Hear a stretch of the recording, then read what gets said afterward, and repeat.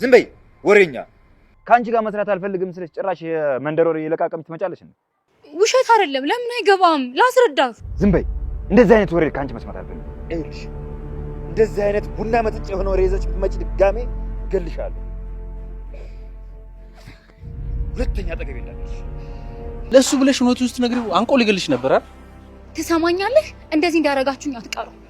ቤታችሁን አይናችሁ እያየ ነው ማፈርሰው። የሚፈጠረውን ለማየት ነበር የተከተልኩሽ። እንደዚህ አልመሰለኝም። ተመስገን ለካ አንቺ ላይ እንደዚህ ይለኛል። ትሁት እባክሽን ተረጋጊ። አያውቅም።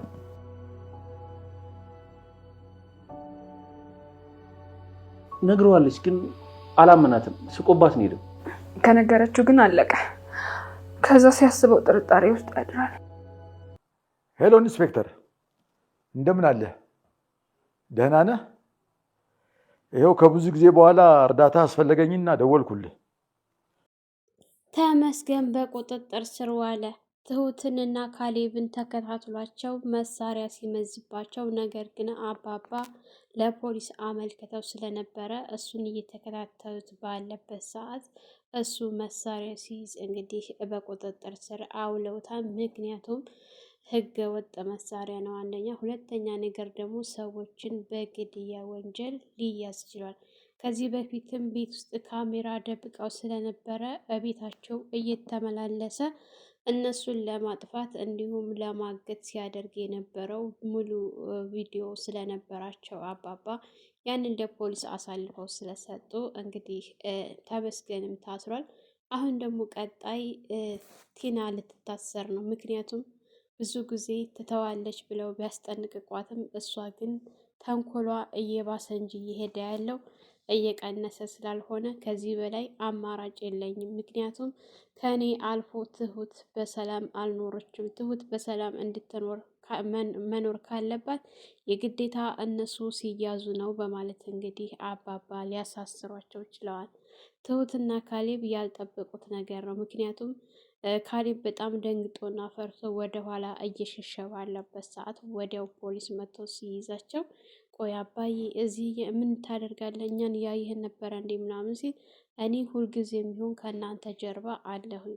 እኔ እስካለሁ ድረስ ሁሌም ቢሆን ምንም አትሆኑ። ካሌብ ራስህን ለመጠበቅ ሞክር እንጂ እኔ አባትህ በህይወት እስካለሁ ድረስ ምንም አትሆንም። የእናንተን ሰላም የሚያደፈርስ በሙሉ በእናንተ መንገድ የሚገባን እንቅፋቶችን በሙሉ እኔ እስካለሁ አስወግዳችኋለሁ በማለት እንግዲህ አባባ በደስታ ትሁትንና ካሌብን ይዘው ወደ ቤት ገብተዋል ማለት ነው። ሰላም ሰላም፣ ውድና የተከበራችሁ ቻናላችን ቤተሰቦች ላይክ፣ ሸር፣ ሰብስክራይብ ማድረጋችሁን አትርሱ።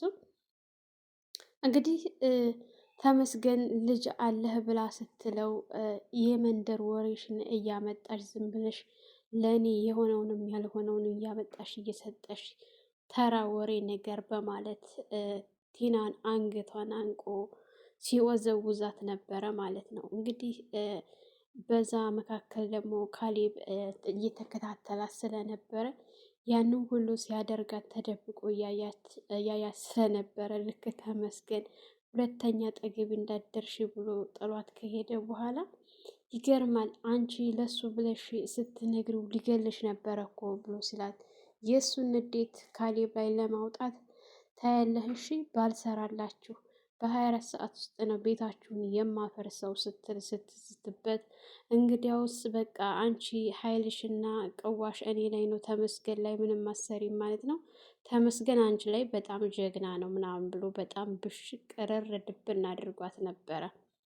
ካሌብ እንግዲህ ምንም የምትሰሪው ሁሉ አይሳካልሽም፣ ልፊ ቤልሽ ነው አየሽ ምን እንደሚያደርግሽ እየተከታተልኩሽ ስለነበረ ከጀርባሽ ያደረገሽን በሙሉ ሁሉ አይቻለሁ። ቲና አትልፊ፣ አይደክምሽም እንዳይበቃሽም ተንኮል ብሎ ሲያል መቼም ቢሆን እናንተን ሳላጠፋና የእናንተን ቤት ሳላፈርስ አይደክመኝም ስትል እንግዲያውስ ሞክሪ አፈርሳለሁ ሲሉ መፍረስ እንዳለ አስቢበት ብሎ ጥሏት ነበር የሄደው።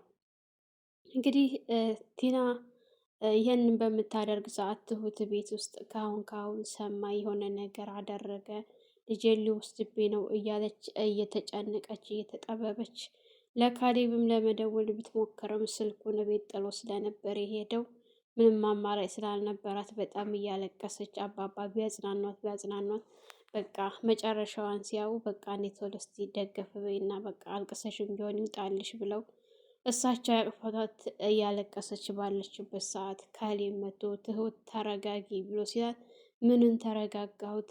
አሁን እኮ ልጄን ከሰማ ይወስድብኛል ከትምህርት ቤት ልጄን እንዳይወስድብኝ ከትምህርት ቤት ስትል ሰምቷል፣ ግን ደግሞ ምንም አላዳረገ ብሎ ሲያት እንዴት ሁለታቸውም አባባም እንዲሁም ደግሞ ትሁትም ደንግጠው ወደ እሱ ሲዘሩ ማለት ሲሉት ማለትማ ነግረዋለች፣ ግን ደግሞ ውሸታም ብሎ አንገቷን አንቆ ሊገላት ነበረ ብሎ ሲላቸው በቃ ከነገረችው ዛሬ እንኳን ምንም ባያምናት ከአሁን በኋላ እንግዲህ አጣርቶ ይደርስበታል እውነታውን። እሱ እስር ቤት በነበረበት ሰዓት እኔ እርጉዝ እንደሆንኩኝ ይነግሩታል። ከዚህ በፊትም እኮ ስላልሰማ ነው እንጂ ቢሰማና ቢያጣራ ኖሮ እንዲህ አይነት ያኔ ሀሳብ እና ጥርጣሬ ቢኖረው ቢያጣራ እስከዛሬም እኮ ይደርስበት ነበረ በማለት ስትነግራቸው እንግዲህ ካሌብም ሆነ አባባም ትሁትን አብሽሪ ምንም ነገር አይፈጠርም፣ እስከዛ ድረስ ደግሞ እሱ እስከሚሰማና እስከሚያጣራ ድረስ እኛ መፍትሄ እንፈልጋለን ብለው አጽናንተዋት አባባም ወደ ውጭ እንግዲህ ለቲና ደውለውላት ወደ ውጭ በመጡ ሰዓት ካሌብም አንዳንድ ነገሮችን እያወሩ ይህን ነገር እንደሚያስተካክሉ ለትሁት ቢነግራትም ትሁትም እንግዲህ በጣም ከፍቷት ነበረ። አባባ እንግዲህ ወደ ቲና ጋር ሄደው አባዬ አስጠበቅከኝ እኮ ስጠብቅህ ነበረ ስትል እየጠበቅሽ ነበረ፣ ቆይ አንቺ መቼ ነው ከኛ ህይወት የምትወጪው ብሎ ሲላት መቼም አልወጣ፣ እሺ ገንዘብ ልስጥሽ ምን ያክል ነው የምትፈልጊው ሲላት አረ እንደዚህ በቀላል ብር እናንተን የምተዋችሁ መስሎ ነው እንዴ? በጭርሽ ድርጅትህንና ቤትህን ስጠኝ ከዛ ከህይወት ትወጣልሃለሁ ስትል ይህንን በፍጹም አታስቢው፣ የኔን ድርጅት መቼም ቢሆን አታገኙ። ምናልባት ሰው ከሆንሽ እንደ ሰው ካሰብሽ ብዬ ነው እንጂ ገንዘብ ልክፈልሽ እና ከህይወቴ ራቂ ብዬ ያልኩሽ። አንቺ እንኳን ገንዘብ ምንም ነገር ላንቺ አያስፈልግም። ቲና የመጨረሻ ነግሬሻለሁኝ። ከልጆቼ ህይወት እጅሽን ማንሺ እግርሽንም ሰብስቢ። ከዚህ በኋላ ግን አልሰበሰብም አልቆጠብም እምትይ ከሆነ እኔ የማደርገውን አውቃለሁ። ታሁን በኋላ አላስጠነቅቅሽምም አልለምንሽምም። አንቺን በማስጠንቀቅ ጊዜን አልጨርስም፣ በቅቶኛል፣ የመጨረሻ ነው ብለው ጥለዋት ሲሄድ አይ አባዬ ድካም እኮ ቢልህ ነው። እኔ እንደሆነ መቼም ልተውህ አልችልም እዛ ቤት ተመልሼ እስካልገባው ድረስ ስትል እዛ ቤት ተመልሰሽ መግባት ያምርሻል ብለዋት ነበረ ጥለዋት የሄዱት ማለት ነው። እንግዲህ ቲና አማራጭ ስለሌላት ወደ ተመስገን ቤት ስትሄድ መጣሽ ብሎ ሲያት አዎ የት ልሄድልህ ነው? ቆይ አንቺ መቼ ነው ከኔ አጠገብ የምትርቂው? አትምጪ በቃ ከአንቺ ጋር መስራት አልፈልግም ስልሽ አስምም እንዲህ ብሎ ቢላትም አብረን እንሰራለን። እኔም ለአንተ አስፈልግሃለሁ፣ አንተም ለእኔ ታስፈልገኛለህ። ተደጋግፈን አብረን እንሰራለን እንጂ አንተን ልተውህ መቼም አልችልም በማለት እንግዲህ ቆይ ለምን አታምነኝም ብላ ስትለው ቲና መቼም ላምንሽ አልችልም፣ ይህን የመንደር ወሬሽን እያሽ የመጣሽ እኔ ጋር የማይሆን ወሬ አታውሪ፣ ይህን ላምንሽ አልችልም ብሎ ሲላት ግዴለህም ተመስገን ተረጋጋና አዳምጠኝ ስትለው እቤት ውስጥ እንግዲህ ብዙም ስላልተቀበላት እና ወጣ እንበልና ሻይ ቡና እያል እንነጋገርበት ስትል እሱም እሺ በማለት እንግዲህ በመጨረሻ አምኖላት ይዛው ወጥታ የሚያጠራጥር ነገር ስለትሁት አንዳንድ ነገሮችን እስኪ ንገረኝ ምናልባሽ አጠራጣሪ ካለ ስትል ስለ ትሁት ምን አይነት ሴት ነበረች ብላ ስትጠይቀው ትሁት ማንም የሚፈልጋት አይነት ሴት ናት። በጣም ከኛ አካባቢ ተፈላጊ የሆነች ሴት ናት። ማንም የሚጓጓላት ማንም የሚቋምጥላት ናት ሲል እንግዲያውስ እንደዚህ ተሆነ ታዲያ ለምን የሆነ መፍትሄ አንፈልግም ስትል ምን አይነት መፍትሄ ሲላት ለምን እኛ ሰዎች ወደ እሷ ልከንባት በፍቅር በኩል አይጠይቃትም በደካማ ጎን ነው። ያኔ ካሌብ እንደሆነ ሲፈልግ አንዴ ይፈልጋታል፣ ሲፈልግ እንደፈለገ ነው።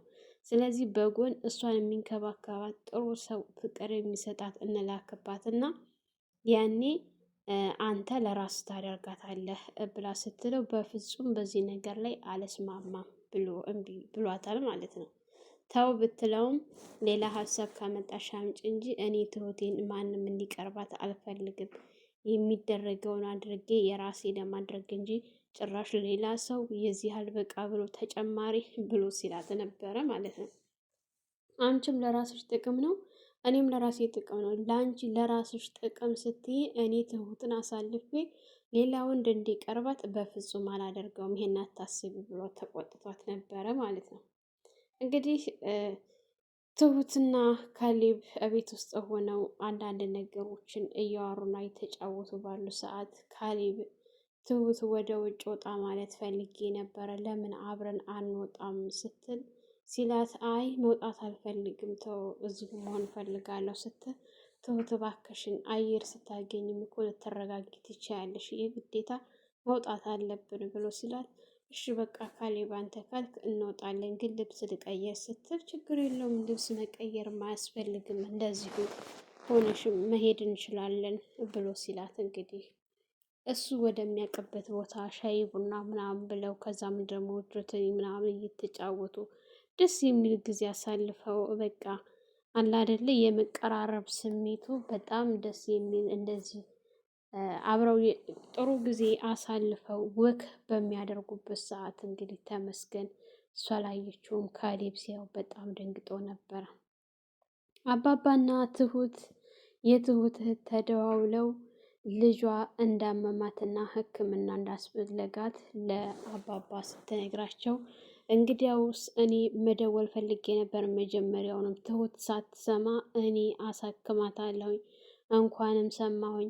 አሁን ላይ ትሁት በጣም ስለተጨናነቀች እና እያሰበች ስለሆነ ለእሷ እንዳትነግሪያት እኔ ሙሉ ወጪውን ራሴ ሸፍኜ አሳክማታለሁ ብለው ሲሏት እንግዲህ የትሁትን እህት አረ እንደዚህ መቸገር አያስፈልግም ስትል፣ እንዲህ ትሁት እኮ ልጄ ናት፣ ለእኔ እኮ ብዙ ነገር ከሞት አፍ ያወጣችኝ እኮ ናት፣ ስለዚህ ለእሷ ከዚህም በላይ ማድረግ ይገባኛል እና ልጇን እኔ ሕክምና ወስጄ አሳክማታለሁ፣ ለትሁት በፍጹም እንዳትነግራት በማለት እንግዲህ እህቷን ቃል አስገብተዋታል አባባ ማለት ነው።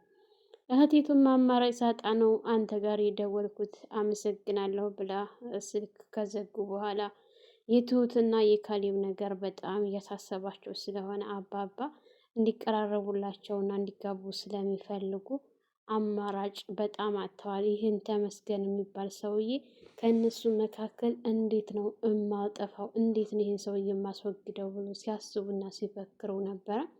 በመጨረሻ እንግዲህ አንድ ጠበቃ ፖሊስ የሚያውቁት ጓደኛቸውና ወዳጃቸው ስለነበረ እሱ ጋር ደውለው እንዴት ነህ? ደህና ነህ ሆይ? ከስንት ጊዜ በኋላ አስፈልገኝ ለጉዳይ ደውዬ ነበረ ምናምን ብለው ሲሉ፣ ጓደኛውም ደግሞ እንኳን መጣህ ወዳጄ፣ ምን ችግር አለው? በችግርህ ጊዜ ካልደረስኩልህ ወዳጅነታችን እምን ላይ ነው ብሎ ሲል፣ አዎ ጠፍቻለሁ፣ ግን ቢሆንም እንደዚህ አይነት ችግር ገጥሞኛል ብለው በዝርዝር ሲነግሩት፣ ደግሞ ላንተ ቀላል ነው እኮ ይሄ፣ አብሽር አታስብ፣ ብቻ ስለ ልጁ መረጃ አንዳንድ ነገር ስጠኝ፣ እኔ ሁሉንም እጨርሰዋለሁ በማለት እንግዲህ መረጃ ተለዋውጠው ነበረ። ካሌብ እና ትሁት ወክ እያደረጉ ወደ ቤት ሊገቡ ሲሉ እንግዲህ ተመስገን መሳሪያ ደቀኖባቸው ፊት ለፊት ሲፋጠጡ፣ ካሌብም ትሁት ምንም እንዳትሆንበት እሷን በሱ ከለላ አድርጎ እሱ ፊት ለፊት ሲጋፈጥ ነበረ።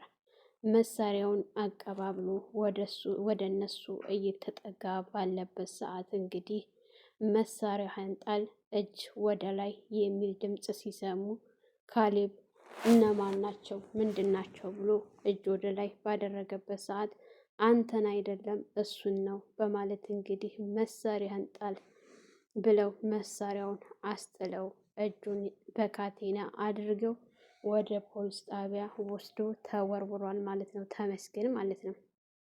የእውነት በጣም ታግሰው ነበረ አባባ። በስተመጨረሻ ይህን ነገር ማድረጋቸው በጣም ትልቅ ስራ ነው የተሰራው። ተመስገን ከዚህ በፊትም እስር ቤት የኖረ ሰው ነው። ሁለተኛ ነገር ደግሞ መሳሪያ ይዞም ስለተገኘ ከባድ ቅጣት ነው የሚሆንበት። እንዲሁም ደግሞ ተባባሪና አንድ ሁለተኛ ወንጀለኛዋ ቲናም በፖሊስ እየተፈለገች እሷን በቁጥጥር ስር የምትውልበት ጊዜ ደርሷል። ምክንያቱም ከዚህ በላይ ምንም መታገስ አልቻሉም አባባ ማለት ነው።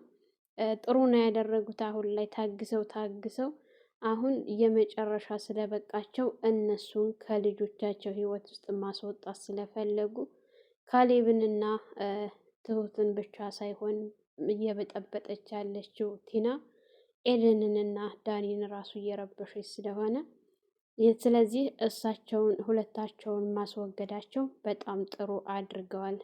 አባት እንደዚህ ነው። አባት ሲባል ጠበቃ እንደዚህ ለልጁ መከታ ካልሆነ ምኑን አባት ተሆነ ማለት ነው። ሰላም ሰላም፣ ውድና የተከበራችሁ የቻናላችን ቤተሰቦች እንኳን ሰላም መጣችሁ። ለሰያና ዩቲዩብ አዲስ የሆናችሁ ላይክ፣ ሸር፣ ሰብስክራይብ በማድረግ ቤተሰብ እንድትሆኑ እያልኩኝ ዛሬ ነበረን ይሄን ይመስል ነበረ። በሌላ ቪዲዮ ተመልሼ እስከምመጣ መልካም ቆይታ ይሆንላችሁ።